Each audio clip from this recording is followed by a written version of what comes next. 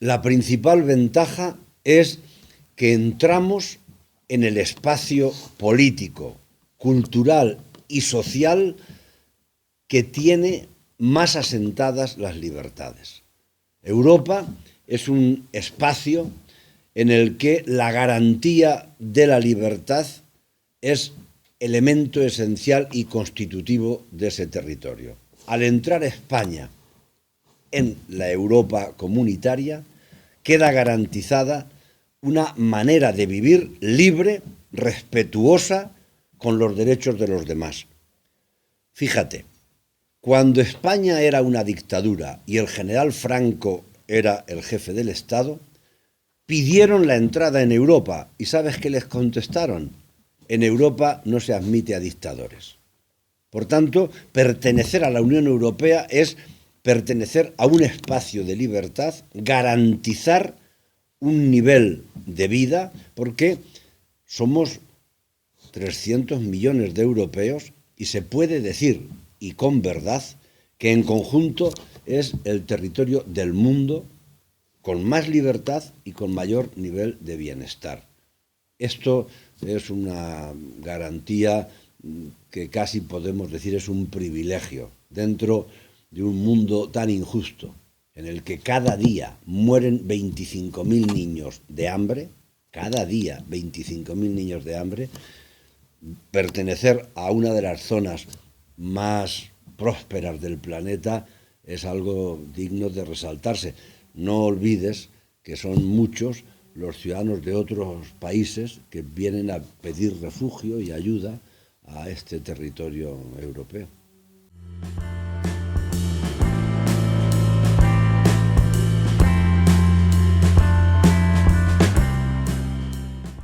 Desventajas no conozco ninguna.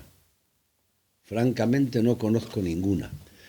Si bien, y para contestar a tu pregunta, te diré que creo que en la Unión Europea hay servidumbres o fallos que no estaría mal corregir. Te voy a decir dos.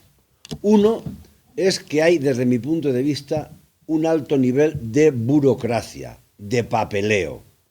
En este territorio en el que vivimos, la Sierra de Alcaraz, los agricultores a veces gastan más tiempo en rellenar papeles para recibir subvenciones que en cultivar la tierra. Eso no tiene ningún sentido.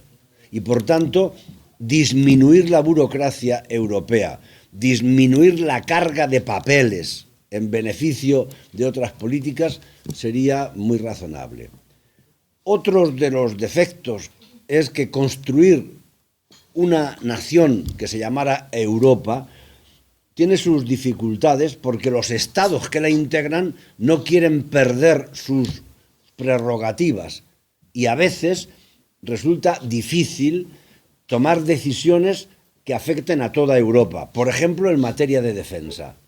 Si mañana Europa quiere intervenir para defender los derechos humanos, por ejemplo, en Bosnia o en Afganistán, lo tiene mucho más difícil que si esa misma misión se le encomienda a la OTAN. ¿Y por qué?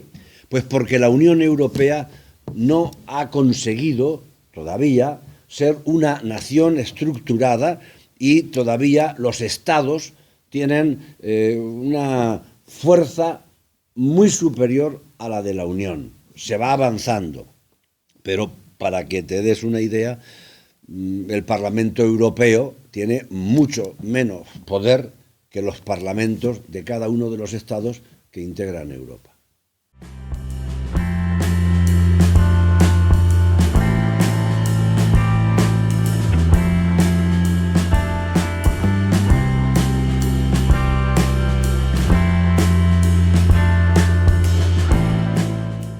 Es muy importante para sentirse ciudadano de un mismo país tener elementos que nos identifiquen a todos los que pertenecemos a ese país o a esa nación.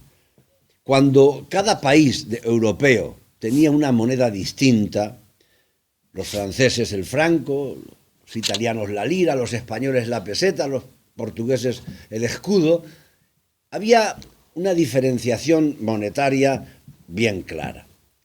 Desde que se instaura el euro, aunque parezca algo meramente simbólico, ha producido un efecto de unidad grandísimo. Tú puedes comprar el periódico en Berlín y en París y en Portugal con la misma moneda que en Madrid.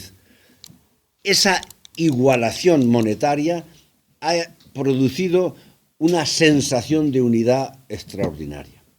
Y yo creo que ha sido un avance irreversible, de los más importantes en el camino del fortalecimiento de la unidad europea.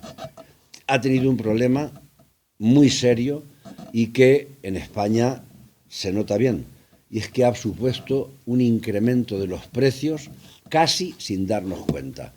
Quienes tenemos más edad, pues nos ocurre que todavía hacemos cálculos en pesetas. Y, por ejemplo, los precios que antes podían establecerse, por ejemplo, en 100 pesetas, en 20 duros, pues pasaron en muchos casos a ser €1. Y nos parece que €1 es poca cosa, pero es casi el doble de 100 pesetas. Se produjo una igualación al alza en los precios y el euro supuso un nivel de inflación de mayor coste de productos básicos que en muchos casos ha sido verdaderamente llamativo. Hemos encarecido un poco la vida a pasar de la peseta al euro.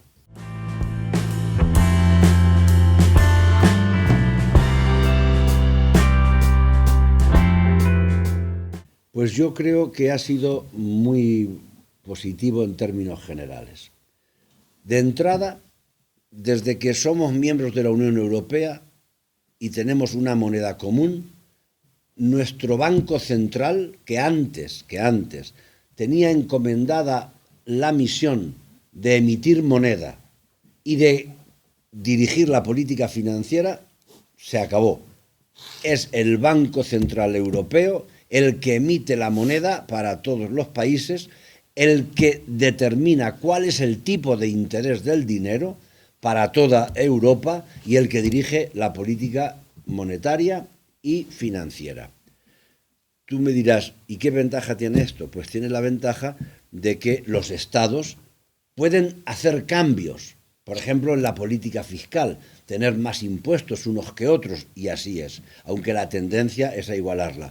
Pero en lo que ya no hay cambios es en la política monetaria. Por ejemplo, antes un Estado podía emitir, es decir, darle a la máquina de hacer dinero e incrementar la inflación monetaria. Ahora es imposible.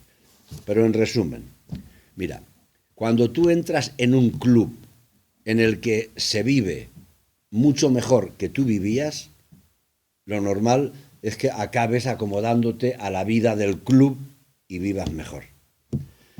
Y el club europeo era un club mucho mejor que el club español, en materia financiera, en materia económica, en materia cultural y sobre todo en materia de libertades. Hemos entrado en un club en el que viven los ciudadanos que mejor viven del planeta. Esa es la realidad.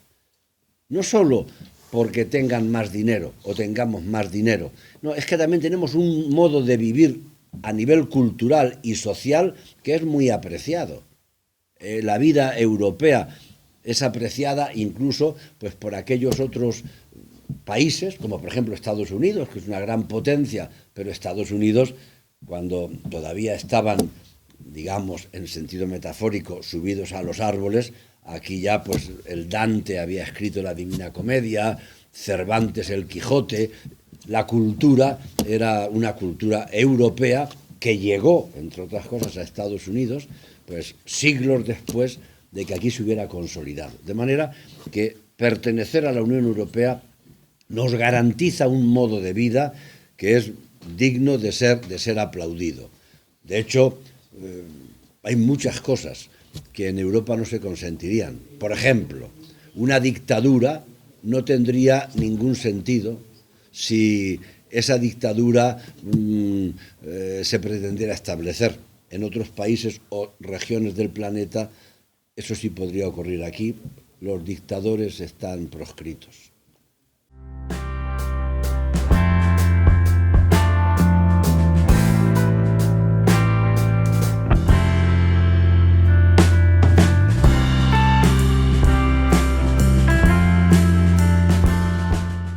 Sin duda ninguna, por las razones que acabo de decir con anterioridad.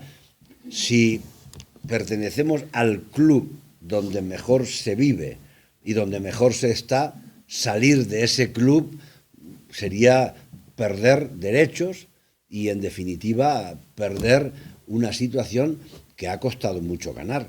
España tardó mucho en entrar en la Unión Europea. Yo recuerdo que se decía en los años 60, en Europa no nos quieren, nos tienen envidia. Esto lo solían decir los franquistas, pero claro, la tontería no podía ser más grave. No teníamos los niveles de vida que ellos tenían. Millones de españoles iban a trabajar allí porque aquí no tenían posibilidades. Ellos iban en coche, nosotros andando o en bicicleta, y decíamos que nos tenían envidia. ¿De qué nos iban a tener envidia? O sea, no tenía ningún sentido, ¿no? Por tanto, salirse del club es un disparate. Lo que sí hay que hacer es mejorar el club. En el club, como antes le decía a Paco, hay deficiencias claras.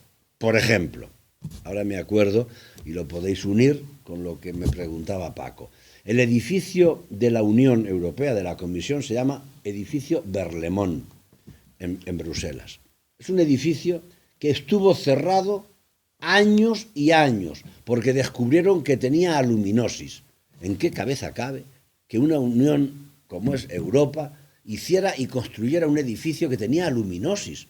Esto ocurre en un colegio de un pueblo de nuestra comarca y diríamos al arquitecto, este tipo es imbécil, ¿no? Bueno, pues allí lo tuvieron. Es decir, demasiados controles burocráticos y a veces cuesta más el ramal que el macho.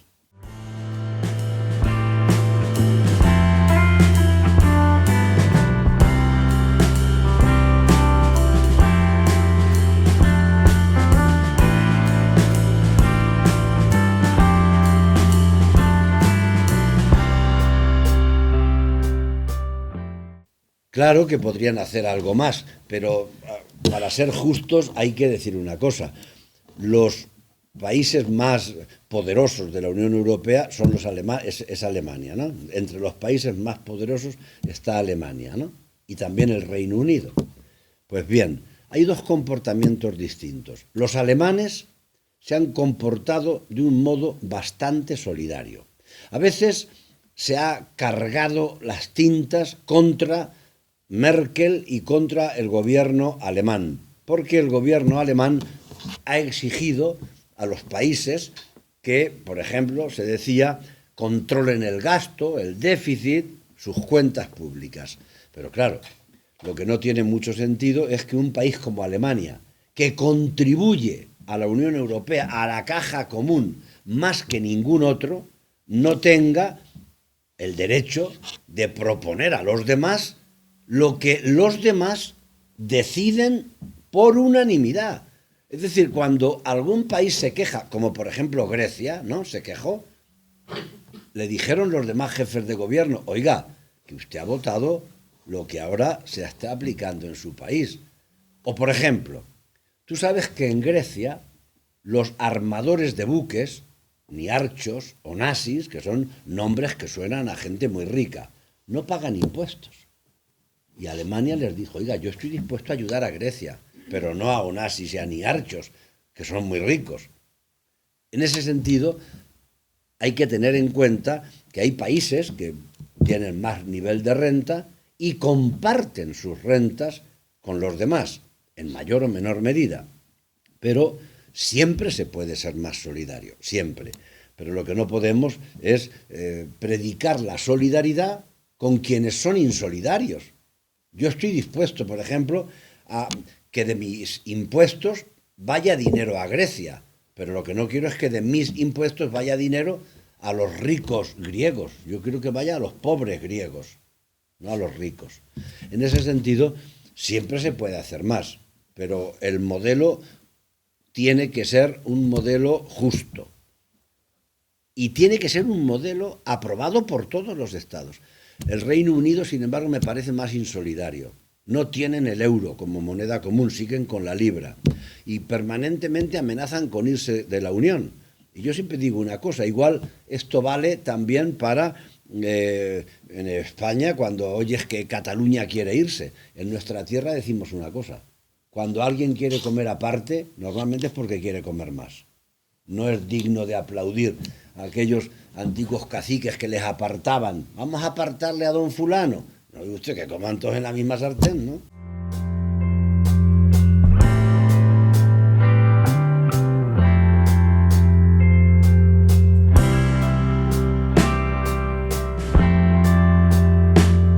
La Unión Europea empezó siendo un mercado común. Al acabar la Segunda Guerra Mundial, que fue un verdadero desastre por número de muertos, porque Europa pues tuvo más de 50 millones de personas que perdieron la vida en la guerra, se hizo algo que tenía mucho que ver con dos motivos, y de ahí nace la Unión Europea. Uno, no más guerras en Europa. Ese es el primer acuerdo. Y se hace el primer acuerdo del carbón y del acero. ¿Sabes por qué del carbón y del acero? Porque sin acero no hay bombas, y no hay obuses, y no hay cañones, y no hay carros de combate, y sin carbón no hay movimiento pesado de esos tipos de materiales. Al acabar la Segunda Guerra Mundial, los padres de Europa deciden, en Europa no va a haber más guerras, y hacen un acuerdo del carbón y del acero. La guerra se pasó mucha hambre, y el segundo acuerdo que hacen es, no se va a pasar más hambre en Europa. Y hacen el acuerdo agrícola, para que se produzcan bienes en cantidad suficiente, de manera que no se pase hambre en Europa. De ahí surge Europa. No a la guerra y no al hambre. Las dos cosas han ido bien. De hecho, no ha habido guerras, con excepción de la de Yugoslavia.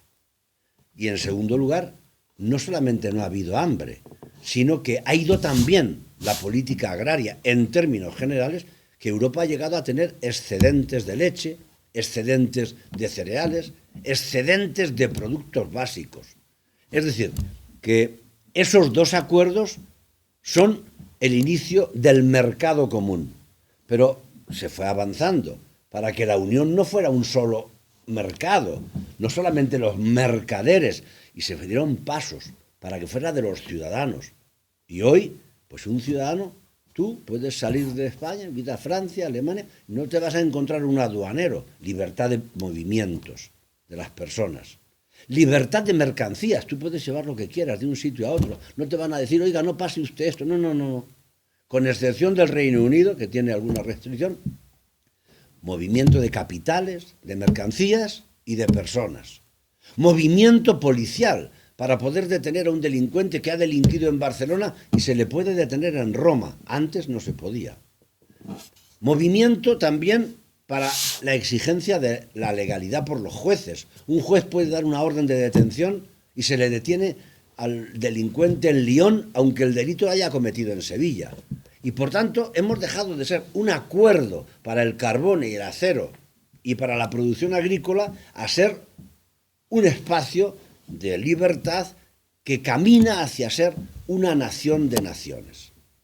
Esto me permite decirte que a veces también nos pasa como a los cangrejos. Queremos unirnos, pero vamos hacia atrás, porque en España hay quienes suprimimos las fronteras con Francia y con Portugal y nos quieren levantar fronteras en Cataluña. Bueno, hay gente para todo. Gente que quiere comer aparte, no solamente la tenemos en nuestra tierra, sino que también en Cataluña algunos se han puesto de acuerdo para que les aparten de la sartén el mejor plato.